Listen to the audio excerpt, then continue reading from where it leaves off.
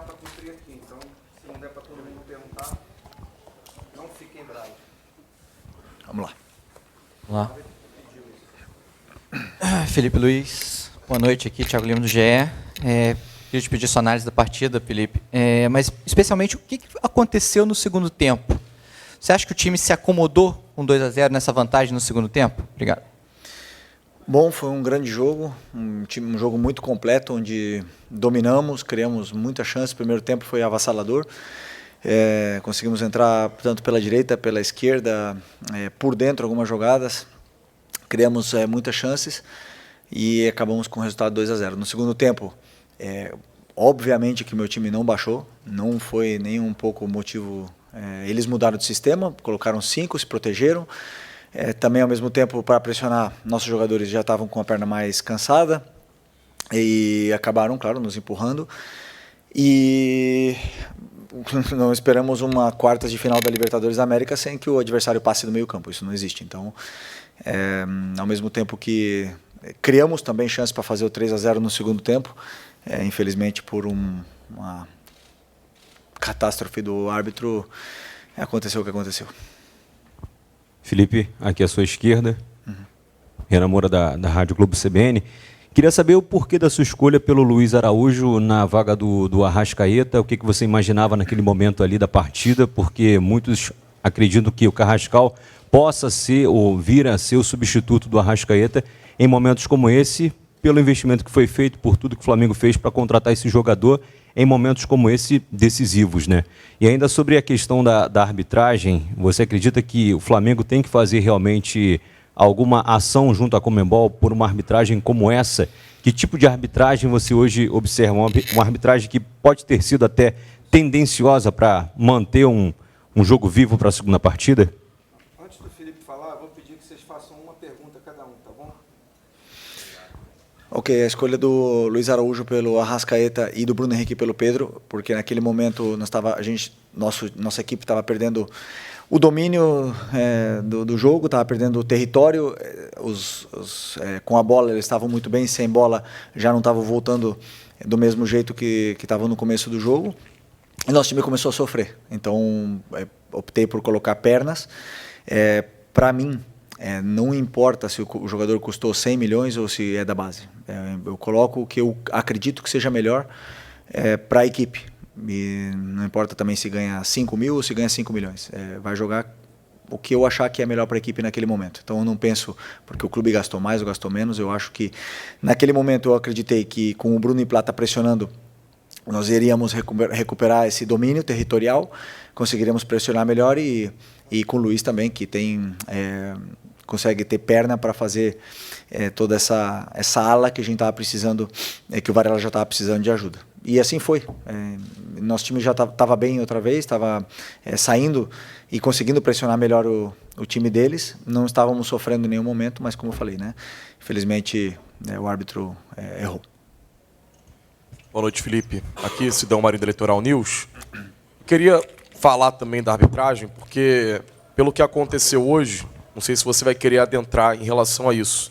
Tiveram vários lances que a arbitragem interferiu no jogo, a expulsão do Plata de forma equivocada. Tem um possível toque de mão no gol também do Estudiantes, que fez o primeiro gol para deixar a partida viva para a volta.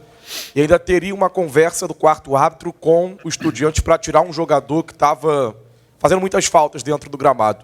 Como você recebe isso, a sua maneira de ver toda essa arbitragem que teve dentro do campo, de que maneira você vai trabalhar com jogadores também para o jogo da volta? Porque é na Argentina e a tendência é que isso seja intensificado. Obrigado. Pois é, infelizmente hoje o árbitro quis ser protagonista do jogo. E o árbitro que quer ser protagonista, ele apita desconcentrado, ele não olha os lances que tem que olhar. Você citou alguns, mas tem um pênalti do Lino no primeiro tempo, existem várias faltas, com cartões amarelos, uma arrogância, uma prepotência extrema com os nossos jogadores e uma permissividade muito grande para o time deles. E essa arrogância, essa prepotência do senhor Andrés leva com que várias famílias hoje saiam daqui prejudicadas, né? Um trabalho todo sendo feito prejudicado por um árbitro protagonista. E a única coisa que eu gostaria é um pedido de desculpas e reconhecer o erro, né? Reconhecer, porque todo mundo erra, eu também erro. Se ele reconhecesse o erro que ele fez, que cometeu, para mim tá tudo certo, mas já sabemos que isso não vai acontecer, né? Então, não, eu vou continuar. Mas não muda nada, porque, como eu falei para meus jogadores, nós vamos ir para ganhar o primeiro jogo e, da mesma forma que foi contra o Inter, vamos ir para vencer na casa deles. É o nosso objetivo. Independente do resultado, hoje foi 2-1, poderia ter sido 1-0 para eles, poderia ter sido empate. A gente tem que ir para vencer todos os jogos e vamos fazer isso. Boa noite, Felipe. Aqui. Sim. Natália Brasil, Rádio Roquete, Damas do Esporte. Só complementando o que o amigo perguntou agora sobre a arbitragem, ele até falou na pergunta dele, mas na sua resposta você não especificou esse fato ocorrido, que o repórter que estava em campo, da detentora de direitos, trouxe a informação de que o quarto árbitro havia informado ao treinador argentino para que ele fizesse uma substituição, porque o jogador dele corria risco de ser expulso pelas entradas que estava fazendo, e que os jogadores do Flamengo teriam até mesmo cobrado, né, sobre isso. Então, eu queria saber se, de fato, vocês tiveram acesso a essa informação. E, questionado aqui, ele disse que foi apenas uma confusão entre quem teria, de fato, levado o cartão amarelo. Eles acharam que era o camisa 11, mas, na verdade, havia sido o camisa 4. Então, eu queria saber um pouquinho mais sobre esse fato especificamente. Eu não escutei, sinceramente. O que aconteceu, não vi. Se isso aconteceu, não sei nem o que falar. Não sei nem o que falar. Eles que têm que explicar. Gostaria muito que saíssem para explicar como um juiz pode ter tanta vontade de expulsar um jogador do jeito que ele expulsou o Plata. Isso está na minha cabeça, não sai. E eu gostaria muito que eles pudessem explicar. O que eu espero é que esse árbitro não apite a Libertadores daqui para frente e futuramente. Nossos jogos, Deus o livre. Felipe, aqui, você tem uma sequência que você não vai ter tanto tempo para treinar e você valoriza muito isso. Você tem um treino amanhã, um treino sábado, joga domingo contra o Vasco, e aí você tem uma viagem para a Argentina já na terça, treina na Argentina sexta e volta para o Brasil para poder enfrentar o Corinthians. Queria saber como é que está a sua equipe, assim, principalmente no quesito físico, para essa maratona de jogos aí que vai ter pela frente agora, Vasco, Corinthians, sendo que para o Flamengo, cada jogo do Campeonato Brasileiro também é uma decisão, visto aí o segundo e o terceiro lugar a poucos pontos. Obrigado. Bom, fisicamente estão todos muito bem. Estamos aí a ponto de recuperar também o Alexandro, talvez o Jorginho. E o Eric também está já no campo, né? Ainda falta um tempo para ele, mas acredito que todos eles estão muito bem. Eu vejo nos treinamentos, vejo na vontade que todos têm de jogar e de competir, então estamos preparados para essa maratona. Eu acredito que quanto mais eles jogam, melhor eles se sentem, e vamos ter dias suficientes para recuperar para essa maratona de jogos. Felipe, aqui no meio, tudo bem? Boa noite. Gabriel Órfão, canal Paparazzo Rubro Negro, Revista Placar. Felipe, ainda falando um pouco sobre a questão da arbitragem, você falou da expulsão do Plata. A gente viu uma reclamação do Plata nas redes sociais, falando da ausência da análise do VAR também no lance que resultou sua expulsão. Poderia até mesmo ser considerado um pênalti para o Flamengo ali, estava próximo da entrada da área, não sabe muito bem se foi dentro ou se foi fora. Mas eu queria que você falasse também sobre a ausência do VAR em certos momentos, em certos lances que acabam, que como você falou, todo mundo pode errar, a arbitragem pode errar, é normal ali no questão do jogo, mas o VAR tem a possibilidade do replay, de enxergar vários ângulos. Como é que você enxerga a ausência do VAR em alguns momentos específicos da partida que pode acabar prejudicando os clubes? Obrigado. Como eu falei na pergunta anterior, a única coisa que eu espero é que não se fale de arbitragem. Para isso eles têm que fazer o trabalho deles. Toda vez tem que vir aqui e falar. Vocês me conhecem bem, eu não gosto de falar de arbitragem, mas eu tenho que falar de VAR, tenho que falar de árbitro, tira o foco do que realmente é importante, que foi o excelente jogo que fizemos. Isso que me deixa realmente triste. Mas no lance da expulsão em concreto, eu acho que até a regra diz que ele não poderia ter entrado o VAR, né? Nas outras sim, mas fazer o que passou. Vamos para a próxima. Felipe, tudo bem? Boa noite. Júlio Miguel Neto, da Rubro-News TV. Os últimos jogos tem sido notório que o ponto forte do Flamengo tem sido esse Jorginho, Saul e Arrasca, né? Muito sólido esse meio-campo do Flamengo ofensivamente. E, justamente, num determinado momento do jogo, você não tinha os três. O Jorginho, que não atuou, Saul saiu, né? E teve a situação do Arrasca, que você tira ele, retira ele. Sobre ainda pegando a situação do Carrascal, a gente viu o Plata jogando por dentro. O Luiz jogou mais pelo lado direito. O Plata fazendo essa função um pouco mais central. E por isso eu queria saber a opção de você manter o Plata por dentro e por que não colocar o Carrascal na função do Plata. O que você analisou sobre isso? Porque o Plata jogou de 9 e o Bruno Henrique jogou no lugar do Arrascaeta. O Plata estava no lugar do Pedro e o Luiz entrou no lugar do Plata. Então, simples, eu conheço o Bruno e o Plata quando jogam juntos, já se entendem muito bem, foram campeões da Supercopa do Brasil jogando juntos, sei como eles pressionam, como eles atacam o espaço, como eles se complementam, e não é o motivo. Não foi nenhum desses o motivo do time ter sofrido a expulsão, não é esse o motivo. O time tinha recuperado o controle territorial e estava melhor no campo. Mas quando acontece a expulsão, nós ficamos com um a menos. Aí o jogo já fica totalmente desconfigurado. Mas até então essa substituição nos levou outra vez à área do Estudiantes com o controle absoluto do jogo e principalmente da nossa fase defensiva melhorou, que era o que para mim estava precisando e nós estava perdendo muito terreno com o cansaço do Pedro e do Arrasca. Felipe. Aqui, Raíza Simplício da Gol Brasil e da Placar.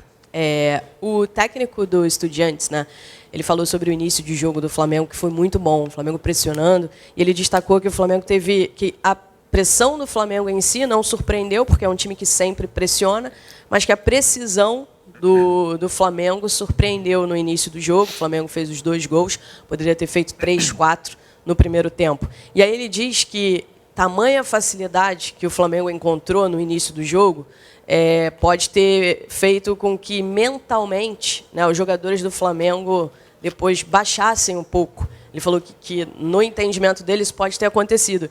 Eu queria saber de você se de fato isso pode acontecer, ter acontecido no decorrer do jogo. Né, dentro de campo, os jogadores acham que estão encontrando mais facilidade, aí baixa um pouco. Se você acha que foi isso que aconteceu ali em boa parte do segundo tempo do Flamengo, o que você entende que aconteceu para baixar um pouco antes da expulsão, claro?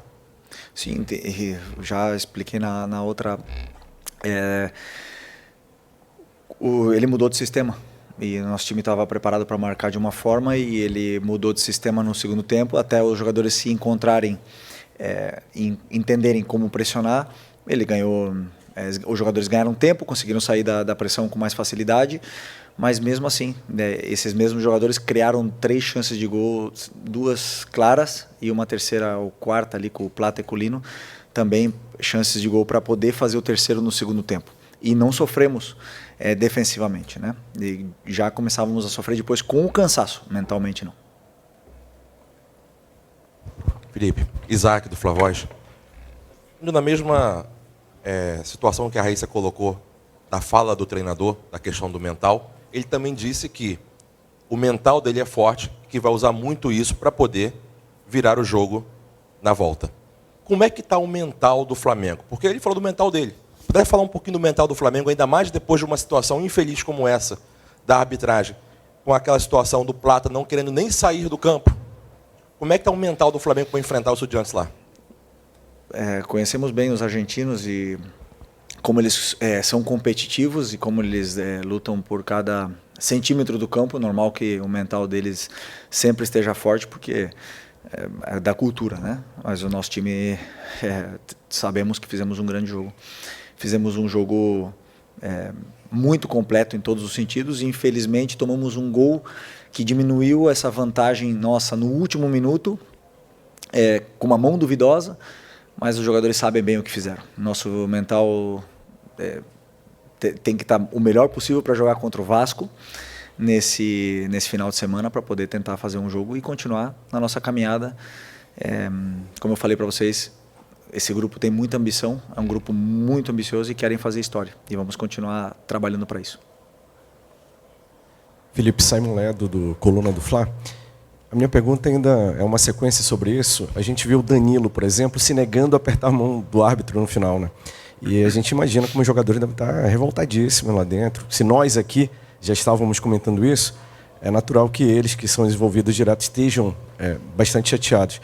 A gente sabe que a pressão lá na Argentina costuma ser bem pior ainda, né? E os árbitros tendem a ser ainda mais caseiros. O que você pretende fazer para que trabalhe esse lado emocional do grupo e que eles consigam lidar com isso lá?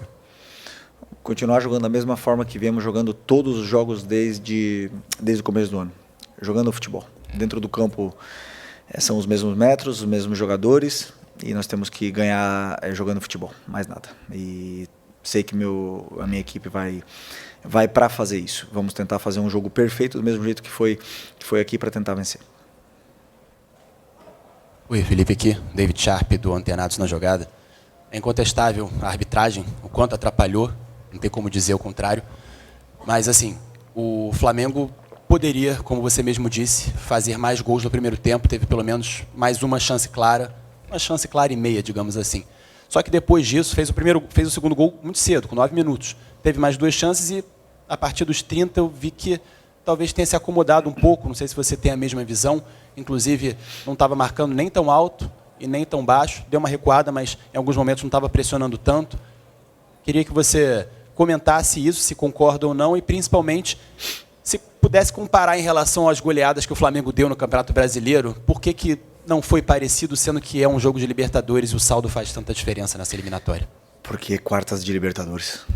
E tem um time que chegou nas quartas da Libertadores e está entre os 8 melhores da América. Não existe jogo fácil, né? Realmente, você falou, nos primeiros 30 minutos, praticamente um amasso e tudo mais, e os jogadores cansam, e os jogadores adversários também reagem e mudam e se adaptam e começam a entender um pouco melhor o jogo e trocar as marcas que eles tinham e começam a se ajustar dentro do campo, e claro que eles vão jogar, obviamente, não esperávamos outra coisa.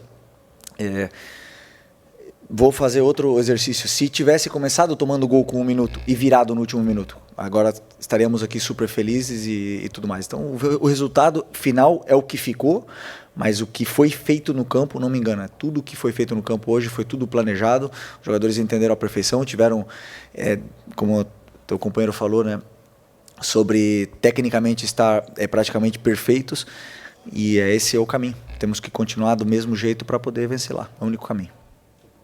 Felipe, Gil Carvalho, Rádio Superando Gigantes Esportes, muito boa noite, parabéns pela vitória. Ô Felipe, eu observo que nós somos o único país da América do Sul a falar português. São 12 países, 11 falam espanhol, o Brasil é o único país que fala português. Quando a gente pensa num formigueiro, né, a gente vê o Brasil e os outros países. Você acha que é possível que esse formigueiro talvez esteja se armando? Porque os protagonistas do futebol na América do Sul ultimamente têm sido os clubes brasileiros. Qual a sua opinião sobre isso? Não, nada disso. Na minha opinião, vai ganhar o melhor. Essa é a minha opinião. Jamais estaremos falando aqui de uma manipulação, isso não existe no futebol. Na minha opinião, existem erros graves e onde os que erram têm que pagar as consequências, né? E isso é uma coisa que acontece. Mas vamos ver o que vai acontecer no final dessa Libertadores, mas nós vamos lutar até o último segundo porque queremos muito chegar nessa final. Aqui, Felipe, boa noite. Marcos Martins, do canal da QSRN. Você ressaltou na última coletiva a importância do Jorge Carrascal, principalmente como uma reposição, um substituto para o Arrascaeta. Hoje você acabou substituindo o Arrascaeta e não utilizando o Carrascal. Queria a tua avaliação em cima disso. Talvez o jogo não precisasse do Carrascal para uma maior retenção de bola no meio campo, mais criatividade. Não é uma crítica ao Luiz, até porque não foi por essa razão que o Flamengo sofreu o gol, evidentemente, mas só a sua avaliação em cima não ter utilizado o Carrascal no jogo de hoje. Porque o Plata foi expulso.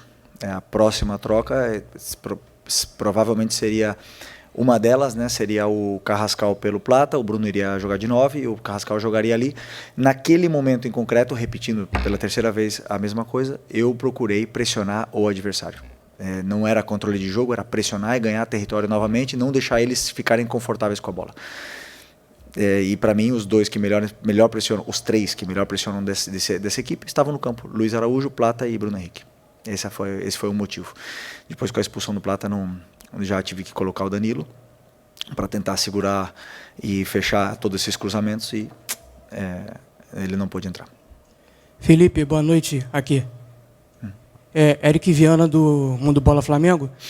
Apesar do fato da arbitragem ter condicionado esse jogo, principalmente ali na parte final, a gente viu algumas reações, um certo descontrole ali do time do Flamengo. E queria te perguntar, então, se esse certo descontrole poderia ter custado mais caro para o time do Flamengo para esse jogo de volta. Eu queria te perguntar se isso te preocupa para o jogo de volta, esse tipo de reação que os jogadores podem ter nesses momentos. Obrigado. Não perdemos ninguém para o jogo de volta, né? Só o Plata, né?